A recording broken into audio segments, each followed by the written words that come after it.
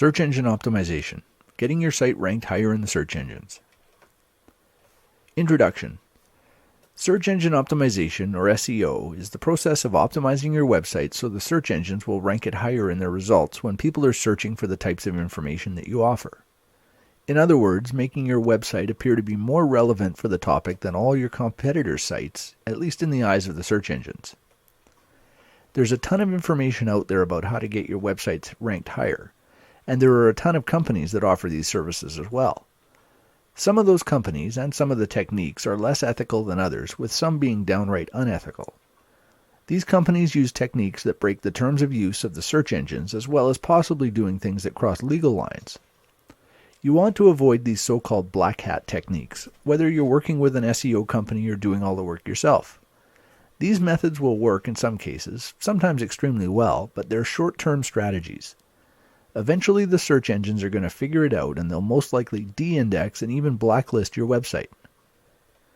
Why put all the time and effort into something that could disappear on a moment's notice?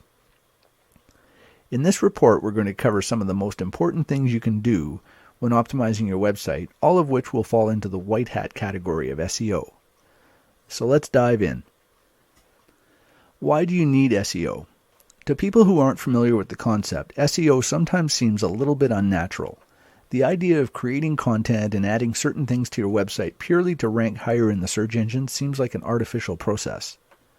Frankly, it can be done in an artificial way. If you focus purely on SEO from the search engine's point of view, without considering the real visitors who are going to land on your website, it's not going to work out very well. Even if you get high rankings for your site, the people who arrive through the search engines aren't going to find much value, which means they're probably just going to leave anyway. Successful SEO marries the idea of optimizing for the search engines with providing value to the real visitors to your website. If you can combine the two effectively, there's nothing artificial about it at all. It's just good business sense. After all, if your website provides valuable content to your visitors, doesn't it make sense to do what you can to get those visitors on your site so that they can see it? You're helping them solve their problem, and you're actually helping the search engines as well, since their customers, which are the searchers, are finding what they want. That means they'll use that search engine again, since it obviously provides good results. And naturally, you win as well, since some of those visitors to your site will take whatever action it is you want them to take, clicking on an ad, opting into your email list, buying your product, etc. On-site versus off-site SEO. There are two main components to effective search engine optimization, on-site and off-site. On-site SEO includes everything you do on your own site to improve its optimization, using keywords in your content, having a good keyword density, optimizing your HTML tags, links within your own site. Off-site SEO, on the other hand, includes everything you do outside of your own site to improve the optimization. Building backlinks. Yes, off-site SEO really comes down to one thing, backlinks. We'll cover it in more detail shortly, but first let's look at the on-site factors in more detail. Keywords.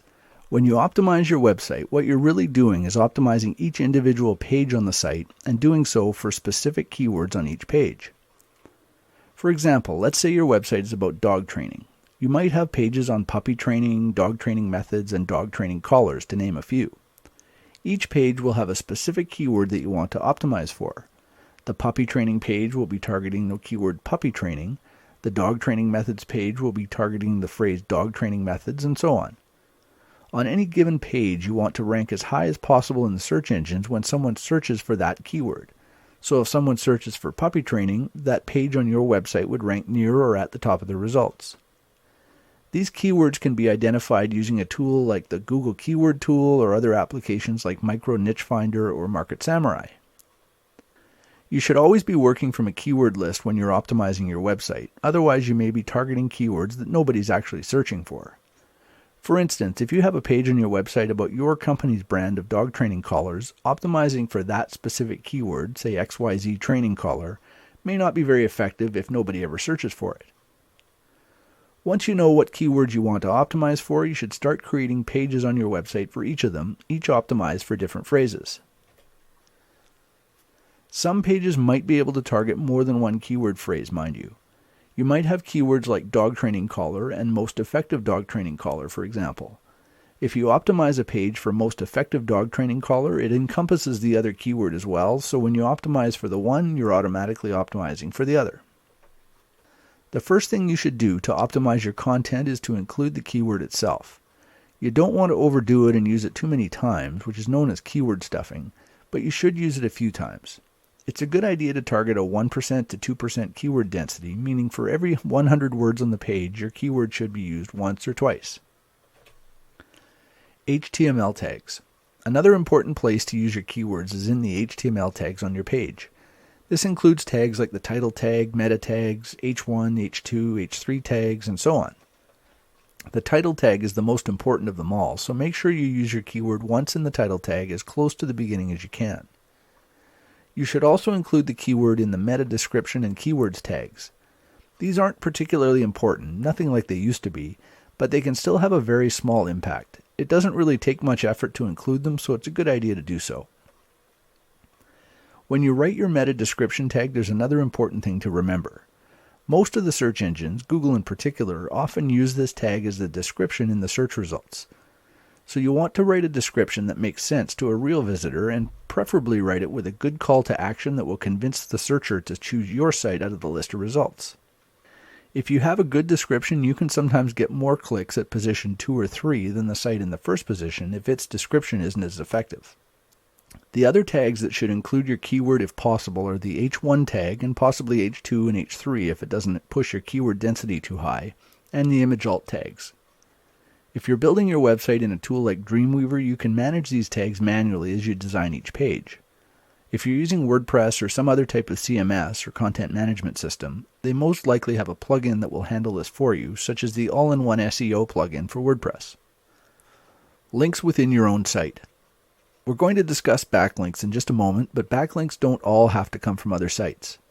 You can also link between pages on your own site, and those count as backlinks as well. You don't want to overdo this. Linking to every other page on your site from each page isn't going to be very effective. The proper way to approach in-site linking is to link to other related articles, either within the content of the page itself or in a related links list at the bottom. This helps with SEO because the links are highly targeted, and it also helps your human visitors by giving them links to other pages they might find useful. Off-site SEO. Off-site SEO really comes down to one thing: backlinks. That is, links pointing to your website from other sites on the internet. Google was the first search engine to count these links as a factor in how they rank websites, but all the large search engines use links as a factor these days. The idea is the more links you have pointing to your site, the more popular it is, and therefore the content must be useful. Of course, Google's original algorithm assumed that these links were appearing because other people thought your content was good enough to link to. Building your own links kind of circumvents that assumption, but it's a necessary part of SEO. Hopefully the content in your website is good enough that other people will link to it as well, so over time you'll have a mix of links that you've built and links that have appeared naturally. Link sources. There are a lot of ways you can build links to your website. Some are easier than others, and some might even cost some money. But there are several methods that have worked quite well for years now and will most likely continue to do so, provided you do them correctly. Article marketing. Article marketing is probably one of the most widely used link building strategies simply because it's relatively easy and it doesn't have to cost anything. You submit articles to sites like ezinearticles.com and goarticles.com, and in exchange for the free content, they let you include a resource box at the end of your article with links back to your website. Over the last few years, there have been a lot of so-called systems that have recommended writing short, low-quality articles in large numbers to generate a lot of links back to your site. This strategy doesn't work very well any longer after Google's recent updates. But article marketing itself still works fine. You just need to make sure the articles you submit are high quality, with enough length to actually provide a good amount of information, usually 500 words or more. It takes more work, but frankly, taking shortcuts isn't a long-term strategy anyway. You're much better off to submit one 500-word article that will be live on the internet for years to come than to submit 3 or 4 200 to 250-word articles that might get removed if there's another shakeup with Google. Always think long-term when doing your link building. Social media. Social media sites like Twitter and Facebook have really taken off over the last 2 or 3 years. These have become powerful sources of backlinks, particularly if a lot of people are talking about your site and linking to it. You can seed this viral process through your own account, but when it comes to social media, you need to be providing some real value in the content on your site. People won't share junk, and the search engines know it. That's one of the reasons they're putting more and more weight on these social sites. If lots of people are sharing something, it probably means it's worth sharing, so by extension, it's worth having a higher ranking in the search results.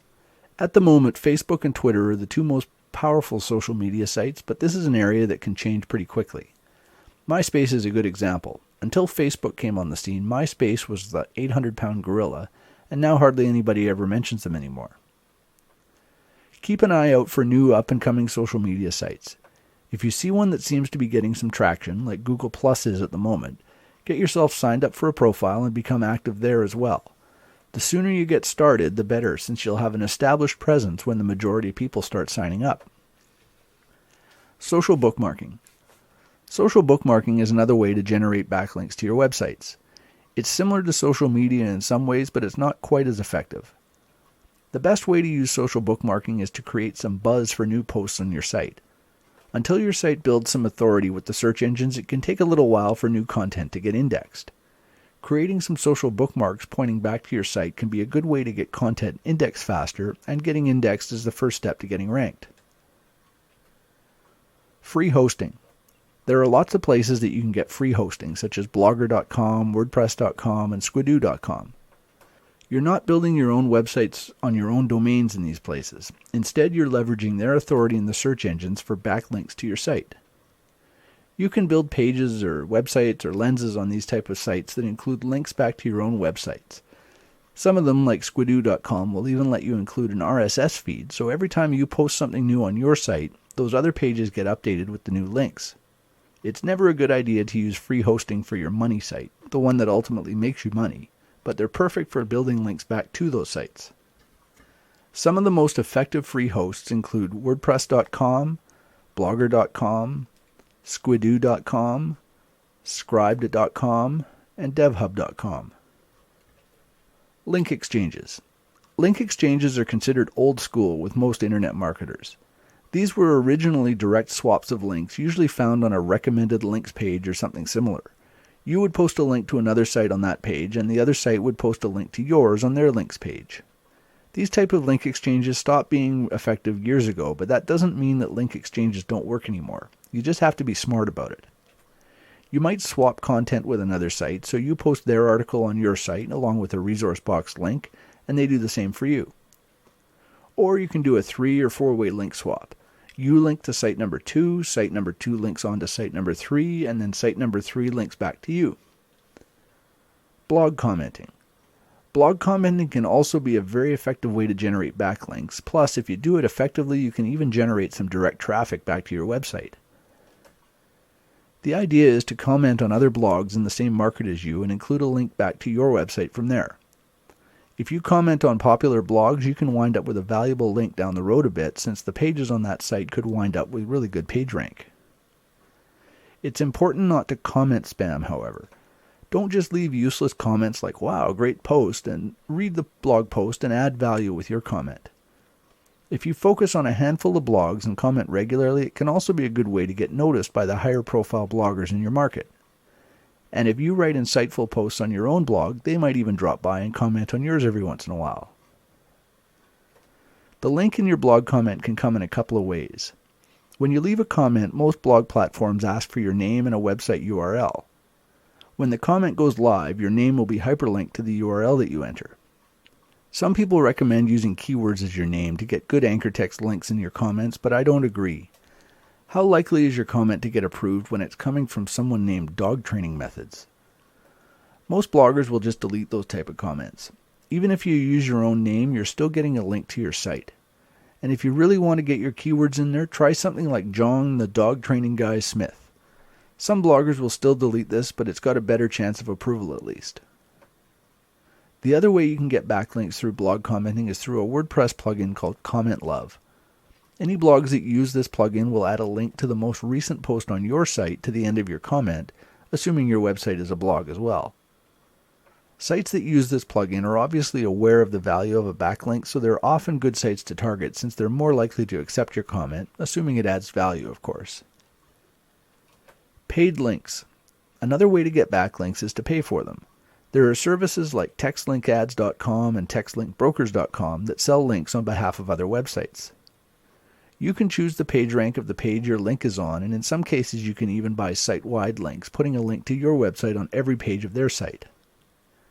These links can cost quite a bit, particularly when the link is on a higher page rank page, so whether or not it's a good investment will depend on your budget and how well you can monetize your visitors. And keep in mind that the search engines don't like paid links, at least paid links that aren't labeled clearly as such. If they identify a link as being paid, they might discount it anyway, resulting in little or no value being passed. Another option for paid links is to set up private deals yourself. If you find a website that's ranking well and has some pages with decent page rank, you can always contact the webmaster directly to see if they'd be interested in selling you a link on their site. These type of arrangements are a lot harder for the search engines to identify, so they can be worth the extra work. Conclusion. We've covered some of the basics of search engine optimization in this video: on-site optimization, building backlinks, and backlinking strategies and sources. If you implement what you've learned here, you'll have better SEO than many of your competitors and will be able to outrank many of them with relatively little effort. And as you get more experience, you'll be able to expand on what's working for you and possibly even outsource some of the work so you're not spending all your time on SEO.